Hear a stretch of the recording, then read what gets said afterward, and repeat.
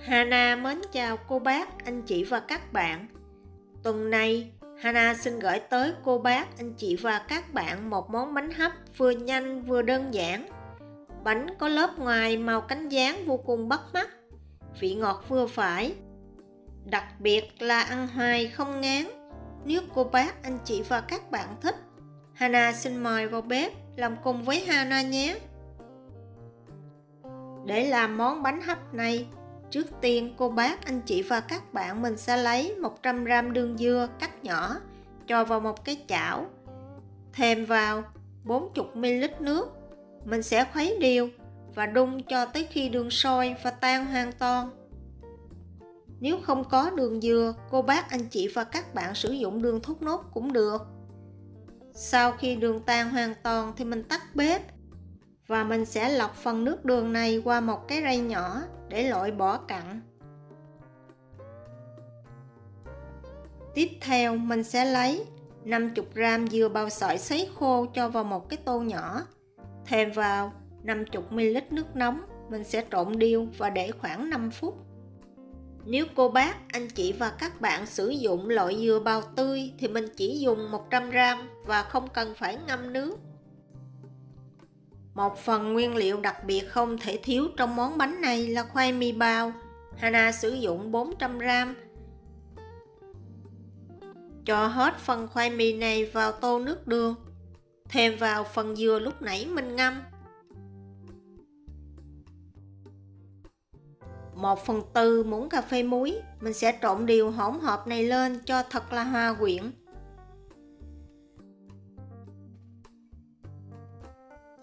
Để giúp cho bánh đều và không tốn nhiều thời gian trong gói bánh thì Hana sử dụng một túi bắt kem.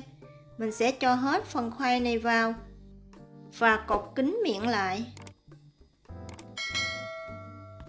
Lá chuối để gói bánh. Nếu cô bác, anh chị và các bạn sử dụng lá chuối tươi, mình nhớ trụng qua nước sôi cho mềm dễ gói.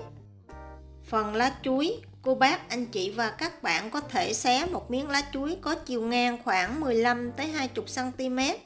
Chiều dài tùy miếng lá chuối mà cô bác, anh chị và các bạn sử dụng.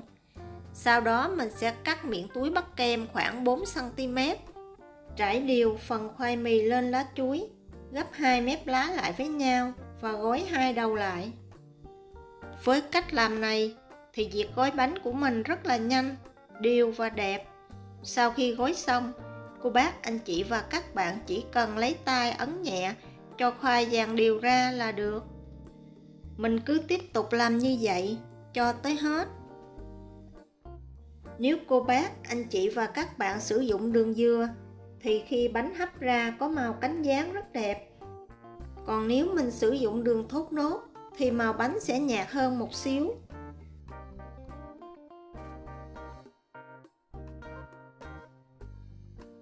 Mình sẽ xấp bánh vào sửng xen kẽ nhau để cho hơi nước tỏ lên đều và đem đi hấp khoảng 20 phút hoặc cho tới khi bánh chín hoàn toàn thì mình tắt bếp.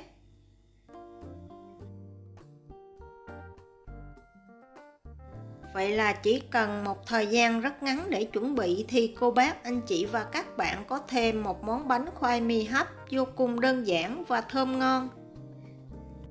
Hana hy vọng cô bác, anh chị và các bạn sẽ thích những gì Hana chia sẻ. Nếu thích, nhớ đăng ký ủng hộ kênh của Hana nhé. Hana cảm ơn cô bác, anh chị và các bạn. Mỗi tuần Hana chia sẻ món ăn vào thứ Sáu. Cô bác, anh chị và các bạn nhớ xem ủng hộ Hana nha. Hana cảm ơn cô bác, anh chị và các bạn rất nhiều. Hana kính chúc cô bác, anh chị và các bạn nhiều sức khỏe, nhiều niềm vui và nhiều thành công trong cuộc sống.